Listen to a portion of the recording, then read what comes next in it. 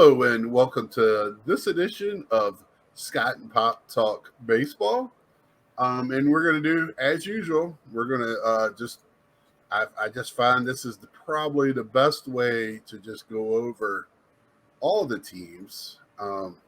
Is just to share my screen here. So Orioles are just standing strong up in first place. It took them over half a season, but they caught with the Rays. Yeah, they're playing the Rays now. Yeah, and the terrible Blue Jays, everybody was hating on at the beginning of the year, are in third place at 545 winning percentage. So that puts them solidly in the playoffs. And the Yankees are getting bad. They're getting well against Kansas City, but they couldn't beat Oakland or the California Angels. Yeah, at 525, that puts them on the outside looking in.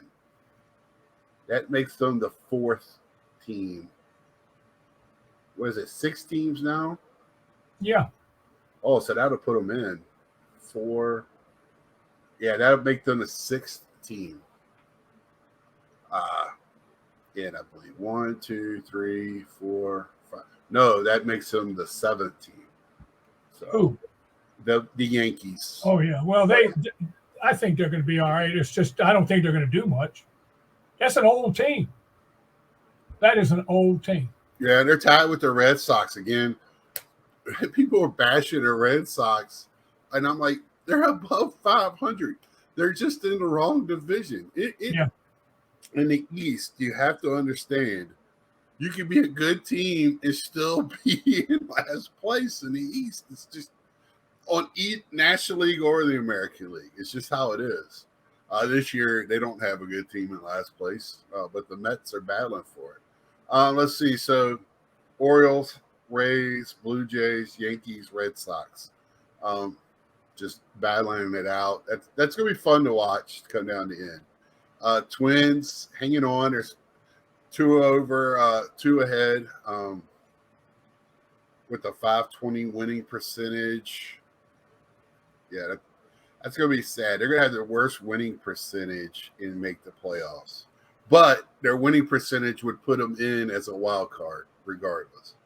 Yeah. So the Guardians are 2 behind them. The Tigers, who we're going to talk about later, is 7. Rangers just hanging on. The Dodgers have smoked them the last couple of games. I know. And even before the All-Star break, they didn't look like a first-place team to me or a playoff team. But the Astros are not gaining any ground. So is the Astros just not the same team? Or I know they got some pitching problems. And Alvarez is still out. Yeah, you would think they would catch them. I'm not saying the Rangers are struggling by any means, but I think here in the last few weeks, if they're playing at best 500 ball. I mean, the Mariners are at 510. They got a winning percentage. That was one of my teams to look for. And the Angels they're still above 500, but yeah, they swept the Yankees. And all right, we'll go to the National League. The Braves, they're just 6. Yeah, they've lost a few games. They've lost a few games, but nobody can gain on them because the Marlins have dropped all the way to third place. The Marlins can't win a game now. Yeah, the Phillies. Well, this is the Phillies. They're getting in the left lane and passing. That's move out. Did you see how they lost yesterday to the Guardians? Who, the Phillies? No, I did not. They lost 1-0 to the Guardians. The Guardians had a runner on second base. Guy hits a pop fly with 2 out in short right field. The second baseman goes back. The right fielder runs in. The center fielder comes flying in. They all turn around and look at each other, and the ball fell right between them. And the guy scored from second base, and the Guardians won the game 1-0. And you know what? That might be a game they look back at and go, that game. They end up in a tie or need one game. Oh, and the other thing is they had Harper playing first base. Right, and that's what I was going to say. I did look to see what people, and they kind of said he looks pretty He wasn't natural. bad at all. He wasn't I bad at mean, all. let's face it, Dad. I mean, we all. I can't put myself in his shoes by any means, but these guys play at a high level. Most of these, especially on the American side, growing up, playing any type of travel ball, anything. We saw the draft a few weeks ago. A lot of all shortstops. Well, you only can have one shortstop on the field at a time. It don't matter what level you're at. But these guys grew up playing all these positions. They played all the positions. Yeah. I mean, they at least have some type of familiarity with it. I mean, it's still on the diamond. Just by being on the field, you kind of and first base does have little intricacies like where feet work at the bag and inside, outside on throws from the catcher, what side to throw when you field the ball, holding the man on first to throw to second, and cutoffs. And there's the stretch is you have to know how to perform the stretch so you can reach out for the ball. Right, and he's right-handed, so I played first at right-handed, so I'm not saying I'm at his level at any, but I do know there is a little drawback to right. You got to have really good feet work being right-handed at first. Well, I did play his position some when I was a teenager. I played right field. Right. Because I had an arm. I did. So what is did they say what the reasoning is? I mean, who is DHing if is Schwarber DHing and trying to get him off the field altogether? Schwarber played in the outfield yesterday. The talk is that when they're going to go into the trade deadline and try to trade for another outfielder, and since their first baseman got hurt and out for the year, they needed somebody to play first that could hit. Yeah, I know there is rumors that they're trying to Harper there, then they can bring in another outfield. Well, the rumor is they're trying to get Soto. Well, that's true. Fine. No, he can miss fly balls for them just like he can for San Diego. I mean, well, they'll put him in the other. Well, I tell you, Soto is I think he wears his heart on. He showed it in what, not so much showed it as like pouty or upset or not playing hard, but you could tell there's a difference in his play when he's not happy. Yes, I think he carries emotions off the field to on the field. But because he's still young. What is he, 21, 22? Yeah, he's just 22 years old. He wanted to get out of Washington because he wanted to be, I mean, they won a World Series and now they're crummy. So he wanted to play on a winning team. Right. And also they got rid of his friend Trey Turner, they're buddies. Yeah, and he went to San Diego and he was bouncing all over the place. He was happy as a lark. And now they come out of the gate this year, I mean, they thought they had Secretariat and they got a Clydesdale. I mean, they're having turmoil, it sounds, inside the clubhouse.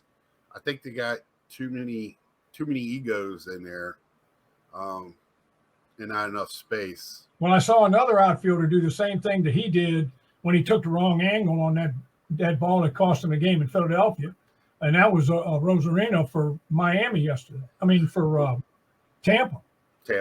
He was playing that field, and I can't remember who the Oriole was hitting. He hit the ball over his head, and instead of going back on the ball toward the wall, he went straight across. Well, then when he started going back, the ball was over his head and hit the wall. Right. It was a horrible angle. I don't know what he was looking at. Yeah.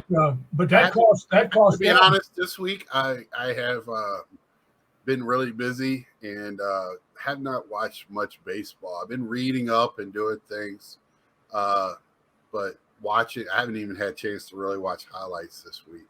Well, Baltimore has looked up. They lost a couple of games and then they looked really good the last few games. I mean, that's just a good team. Well, let's go to the Central where just young players abound. I mean, Brewers, Reds, that Reds team with all that young talent. Cubs, Cardinals have moved out of the cellar, but still. I feel bad for the Pirates. They showed so much promise. Yeah, and that's some young players, but I'm tired of them being there. I'm tired of Major League Baseball having 29 major league teams and one extra AAA team with the Pirates. Well, Oakland's like that too. Oakland this year, and we'll get to Oakland here in a minute. But the Oakland in the past would at least compete. They made playoff appearances, things like that. This year, they intentionally sandbag, and I don't know what Major League they're trying with, having extra picks and lotteries and all this other stuff. I don't know what you do, but it's not fair to the fandom. It's not fair to some of the players. Some of the players they wouldn't have a chance if they won't playing in those systems. So at least they get a. Yeah, if you're drafted by Oakland or Pittsburgh, you might fast track to the major leagues. Where Right. if you're drafted by if you're drafted by the Orioles or somebody like that, you might get backlogged. Well, you got to think most teams when they draft when they have their prospects, they might have 10 serious prospects in their minor league system that they're really high on, and that's a large number according to most general managers.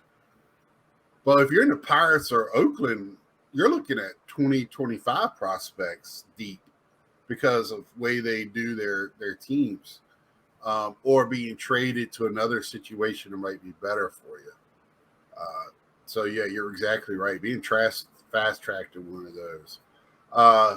And if you're in Oakland, you'll be playing in Vegas soon enough. So in the West, the Dodgers, they're 4 games up. They came back from the All-Star break. Said Diamondbacks, thanks for keeping our seat warm. The Giants, I just read that the Giants are interested in Verlander. Well, the Giants, the last 2 days they played. I watched the Nationals and the Giants. They played at night, and the Orioles played in the daytime, and the Giants made the Nationals look like the 27 Yankees. Well, the National League West, you have the Diamondbacks and the Giants are both into the playoffs. Then the Reds, and then the Phillies. Phillies would have the last spot, just like last year. So the Giants, I still have hope with my pick. My Astros and Phillies at this moment are both in the playoffs. You're in better shape than I am. Yeah, St. Louis and Seattle. The Giants, they make a couple of acquisitions here, and we might see something from them. But not a lot of movement. Just some. Actually, some teams just getting better. Moving, expanding their leads. So just interesting coming down the stretch here. Well, Atlanta's the best team in baseball. We'll be in August next week, right? Or a week and a half. A week from tomorrow is August 1st. So we've got like 60 days. No, a week from Tuesday is August. A week from Tuesday is August 1st. Okay, yeah. So that's why now is when you need to start looking at those playoffs. And the Orioles made a move, right? Didn't they pick a pitcher up from Oakland this past week or week before? Yeah, it was a minor. It's kind of a minor thing, but they got another bullpen, another piece of the bullpen. Right. I know they're interested. So August 6th is the deadline. I really would think this week, into this week that we're in, be some movement. I know I'm going to the National, and I know every year while I'm at the National, there's some huge trades, and I'm interested to see what goes on. I think there's going to be some major shakeups because there's teams that thought they're going to be contenders that are not, and my team is one of them, and it's already been put out there that they're gonna, I think, looking for the future if it's not working. So I wouldn't. I mean, how are they going to trade some of their guys? I mean, first of all, they're not Well, going to trade. Their first baseman's not going to be traded. No, but I'm talking about like Verlander, Scherzer. They're going to have to eat. They're going to have to eat a lot of contract. A lot of contract. But if I to was get, a general manager, get players. That money. Huh? I wouldn't take that money if I was a general manager, not with those two old guys. No, but they want players. They want to get younger. I mean, they leave home coming to the ballpark. They got to pick up their Social Security check. Yeah, and I agree. I agree 100%. But I think Verlander has 3 years. Scherzer has 1 with an option. And he gave up 4 home runs last night. And he'll look dynamite in one game and just turn around and poop the bed in the next 2 or 3. That's there again. It's age. Yeah, Verlander's been looking sharp. Part of Verlander's problem is he's playing for a team that can't score runs. And that's, and you can ask DeGrom. That is hard to pitch for.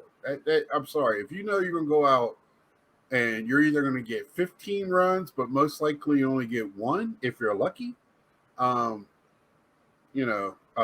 That's I'll give you a good example of that when we talk about the Tigers, because I got a good example of that. Right, and we'll get to that. And I think another, I think the Padres will probably make some moves with some of their guys. Maybe not maybe Soto, because I think, when is his contract up?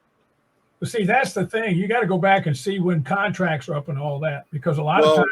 I'm telling you, Shohei is going to – it's not going to surprise me when he's traded, but that's the one everybody's kind of looking to see what's going on. If they're going to – because if they're not going to trade him this year, this is the year that they could trade him and get the most for. If they wait till next year, they're not in the – positive. Well, I mean, at the end of the season, he's a free agent. They can't. No, he's got 1 more. He's got 1 more. He does? Yeah, he's a year away. Why you want to trade him this year is because you have control, right? You can get more for him because you have another year. If they wait till next year or the off season, you might not get as much. I just think they have to trade him and or pay him. Either or. Extend. That sounds like he wants to stay on the West Coast. And that be another team, Giants. That might be another player, the Giants. I don't know if the Giants have that much equity. Last week. Right. Right now, if you're the owner and the general manager, and if you think you want to bid for him, if you don't, trade him. Right. Forget it. If you're not going to offer him a big contract to begin with when he's a free agent, get something. Right. If it's a case of Budweiser, you got to get something for him. But if you're going to offer him money, offer him the money now. And then if he turns it down, you trade him and say, look, California Angels fans, we offered him the money and he wouldn't take it. So just like Nationals did with Soto. Now, do you think they offer him Machado money or? Oh, it's got to be more than that. I would think so too. Oh, he's going to get. They're talking about $500 million. Minimum, he's going to get $550 to $600 million. That's minimum. Right. I mean, and there's not too many teams that are going to want to pay. First of all, here we go again. I don't know. I criticized Rizzo in Washington when he gave the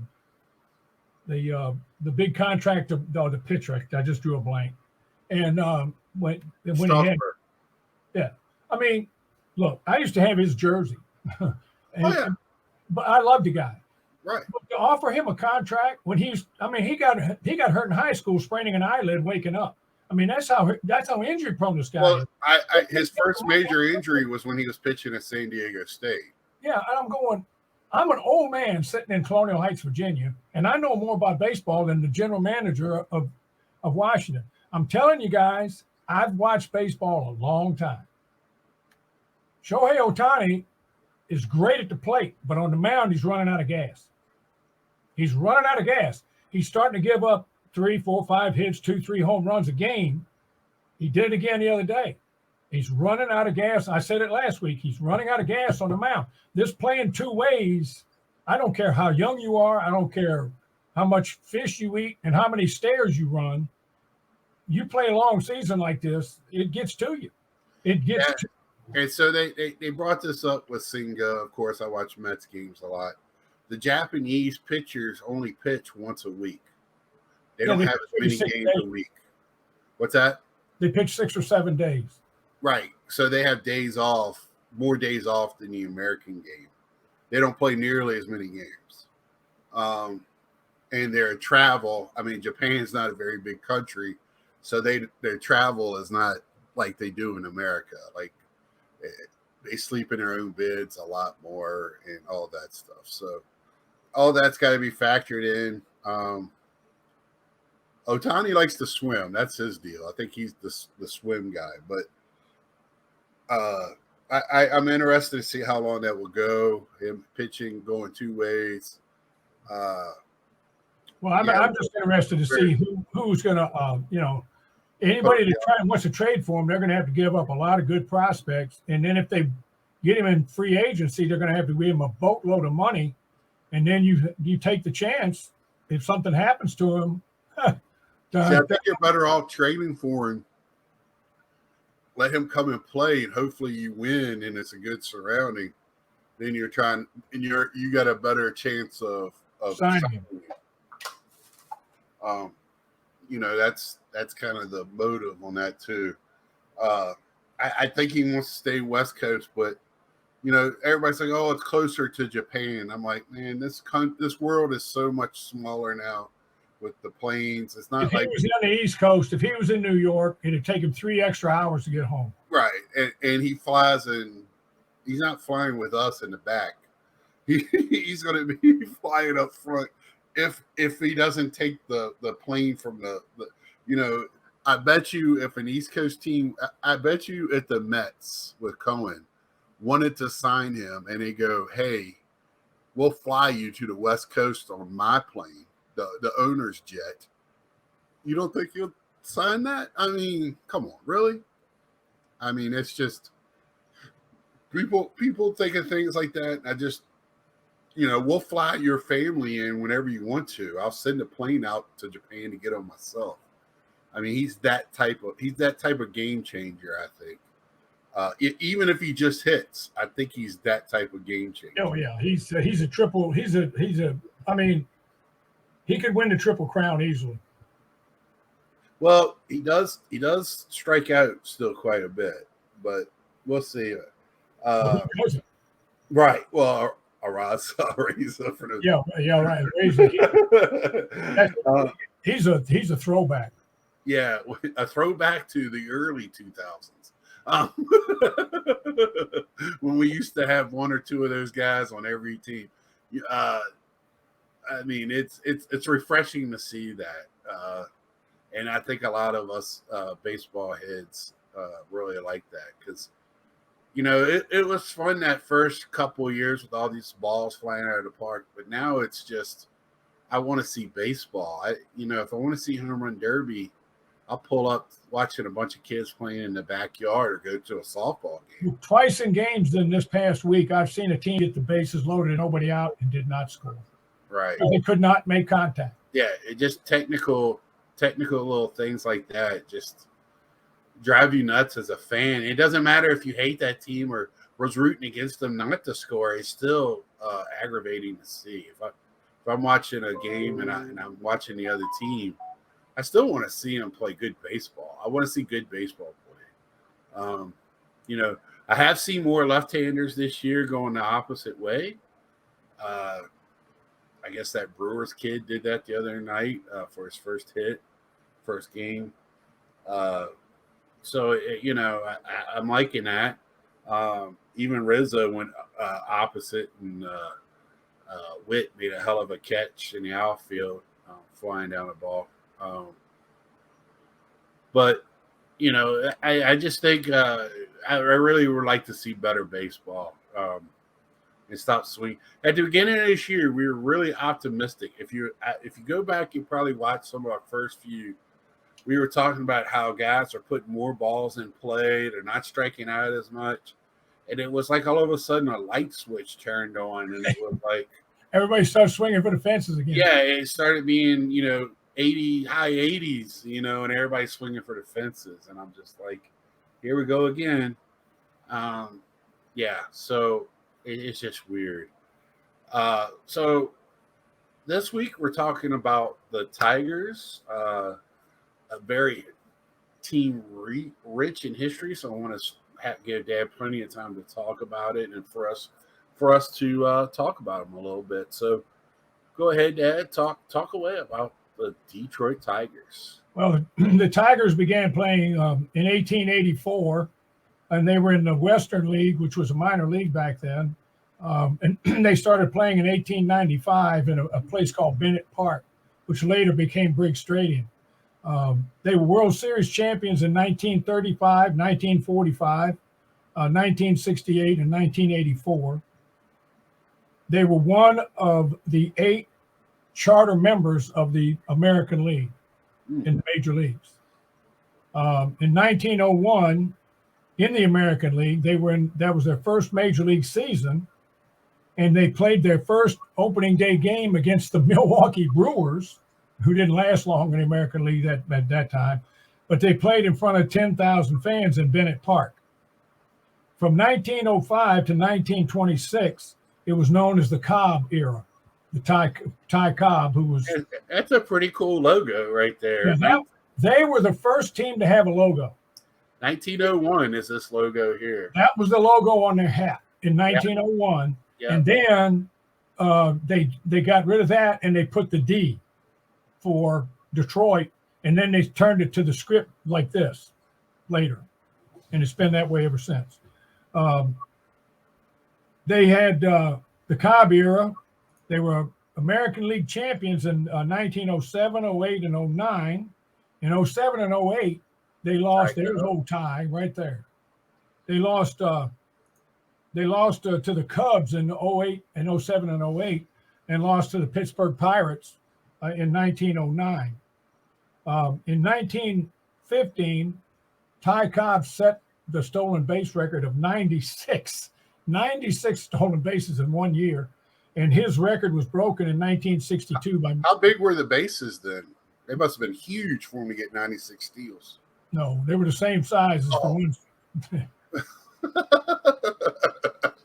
In 1962, Maury... Oh, yeah, and you could throw over to first base as many times as you wanted.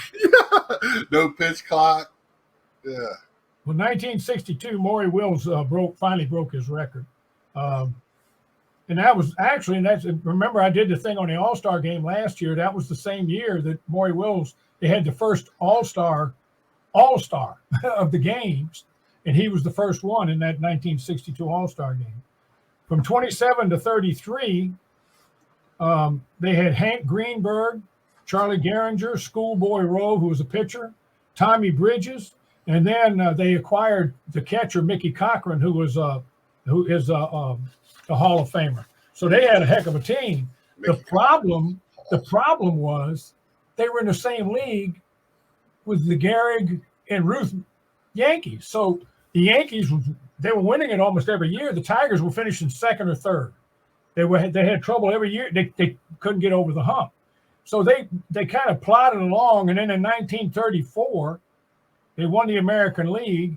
And then they lost they won the pennant, and they lost to the St. Louis Cardinal Gas House Gang with Dizzy Dean and Pepper Martin and that bunch in the 1934 World Series. So finally they got over the hump in 35, and they beat the Cubs. It seemed like whenever they went to the World Series, they played the Cubs. But they beat the Cubs in the World Series in 1935, and then finally got back in 1940, and they lost to the Cincinnati Reds. Red legs, red stockings, whatever they were called them, back in 1940. Then in 1941, the Warriors, after December 7th, 41, the Warriors intervened, and like a lot of teams in Major League Baseball, a lot of the players on the Tigers went into the military. Greenberg, a lot of them did. And so then in 45, when a lot of the players they came back for that summer season, after they got out of the military, and they beat the Chicago Cubs in the World Series. Like I said, they played the Cubs all the time in the World Series. And I mean, how awesome was that? I mean, just thinking, man, they played in Tiger Stadium and they played there for 100 years. And Wrigley. Those two stadiums, like the history of that series, like just listening to you say these teams, Dad, just kind of give me chills because you said Pirates, you said Reds, Yankees, Cubs. I mean, just the history. It's awesome. Go ahead. I'm sorry to interrupt. I mean, when I grew up in the 1950s and listening to radio before we got a television, I still, even after that, I listened to games on radio.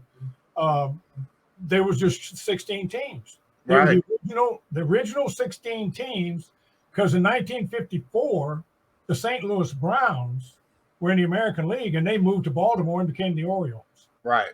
But the Browns were the Philadelphia Athletics moved to Kansas City. Right. Then they went to Oakland, but they went to Kansas City first because Roger Maris played for the Kansas City Athletics in the late 50s, and then the Yankees traded for him, and then the rest is history. But anyway, I digress. Right. All right. Now, in 45, they beat the Cubs, and then they went into a long drought. They had Billy Pierce, was known as the Yankee Killer. He was a pitcher, but they had a young guy named Al Kaline. And Kaline, in 1955, he was 20 years old. He's the youngest man ever to win the batting title. He was 20 years old, and he hit .340 for the 1955 Tigers. They had a first baseman named Walt Dropo. And Al Kaline, one of my first ball cards I had of Al Kaline. He was one of my favorite players. And I listened to, for some reason, they had a lot of Tiger games on the daytime radio. So I listened to those games.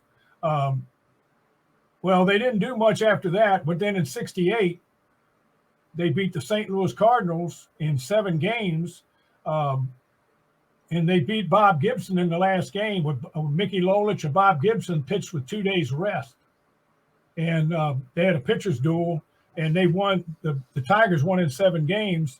And that was the year that Denny McLain won 30 games. And this is where I was going to talk to you about. Mickey Lolich won about 15. Right. But Mickey Lolich was the better pitcher.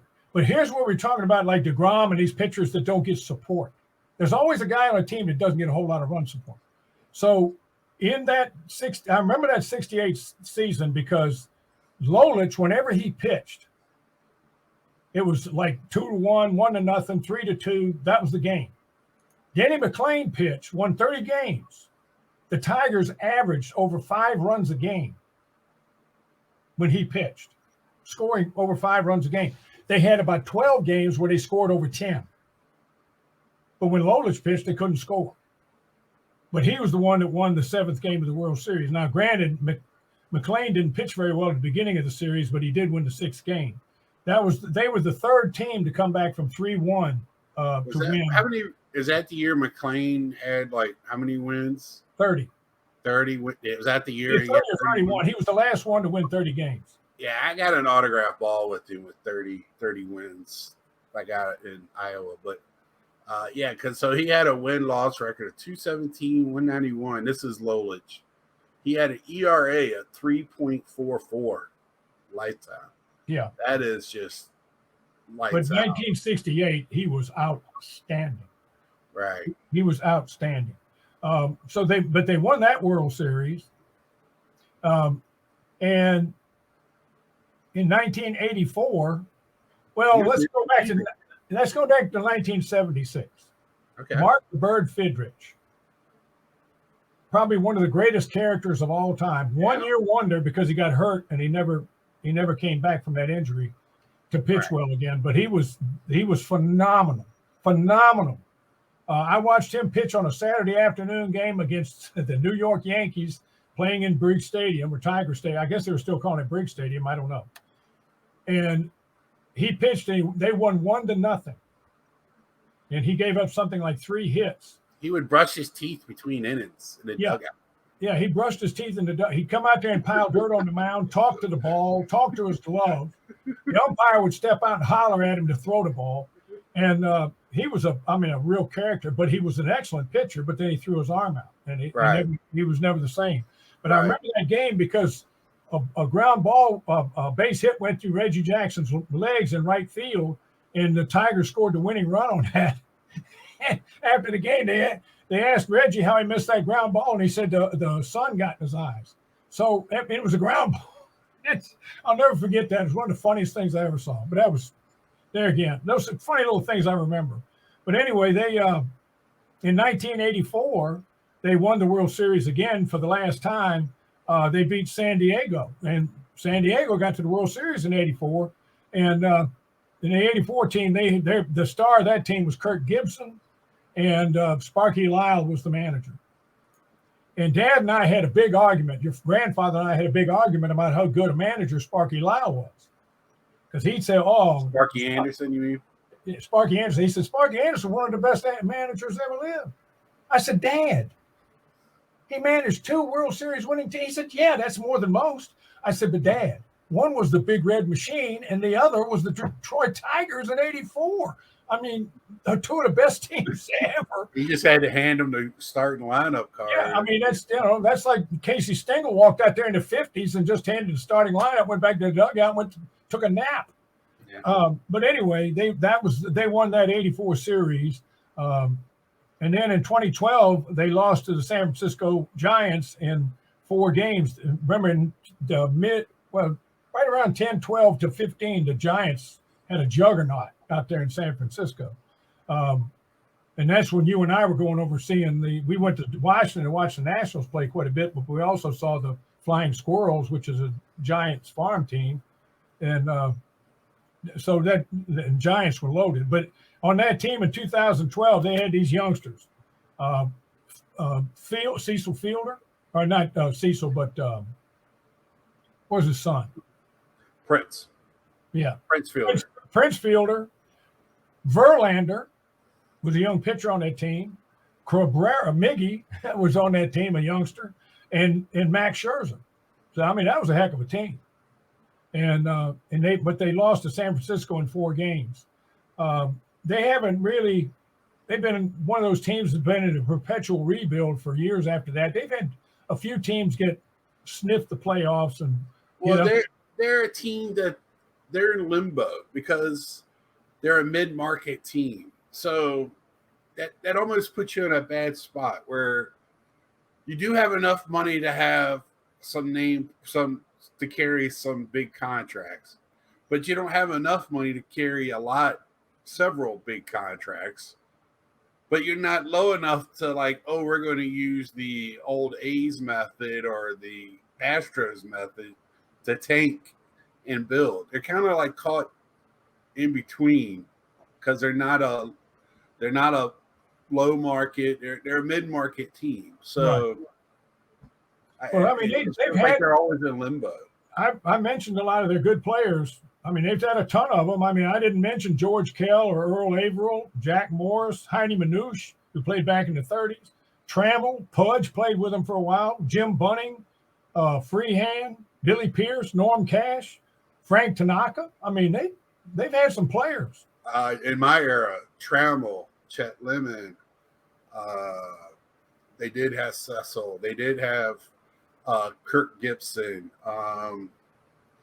Who else? I mean, that team always, like I said, they always had a few good. They had and they won. They won the World Series when they had those guys. Right, Ordonez. They always had some good players on their teams. I'm looking at their Hall of Fame list, like Jack Morse, George Kell, Hal Newhouser. Let's see. You said Mickey Cochran, Ty Cobb, of course. You got some big names. Like they've always had, and of course you go back pre-war. They're one of the founding teams in the American League, like you said. They just have a rich history and the names to go along with it. one of the greatest. I have friends that love Hank Greenberg, because they love his story. Also, I mean, Hank Greenberg was one of the first, bigger Jewish players in the game. Yeah. So that's a big deal to a certain group of people. It should be a big deal to most. That was one of the things that needed to change in the league. So that those type of they had to have the color barrier broken. They had to have the religious barrier broken. Right, and things like that are big deals. It just in society itself. So I'm sitting here, Lou Whitaker, sweet Lou. Yeah. How do you feel? I mean, that double play tandem of him and Trammell for I don't know how many years, just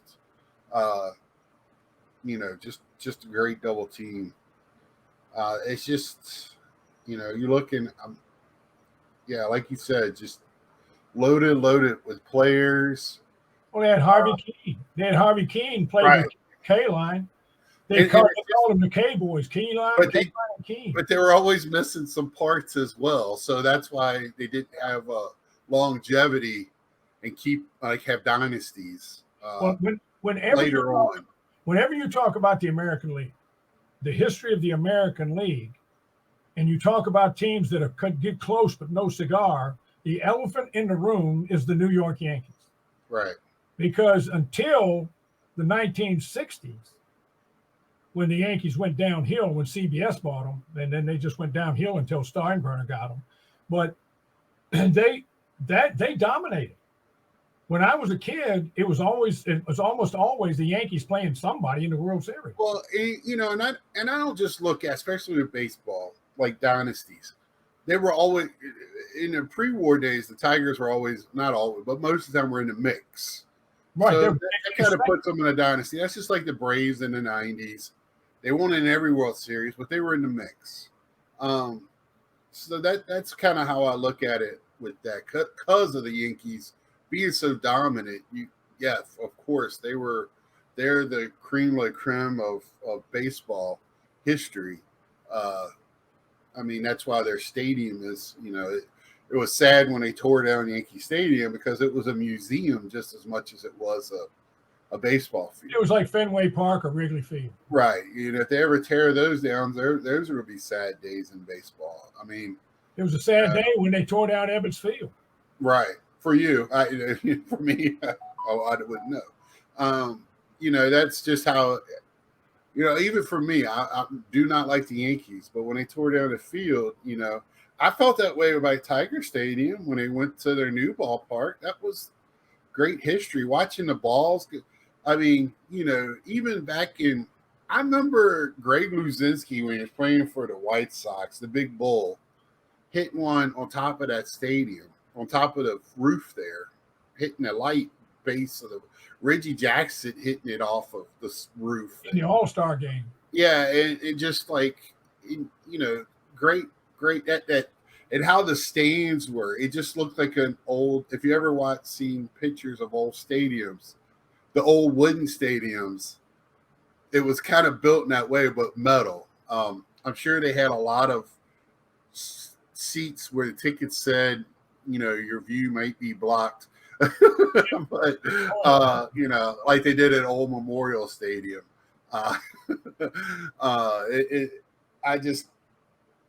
Tiger Stadium, just, you didn't get to see it that often on TV when growing up, but when I did, it was, I knew it was special as a kid, just seeing it, But that was interesting. I was looking forward to this one. I'm not a Tigers fan at all, but I'm a baseball fan, and it's like looking back in time doing that. That was awesome, Dad.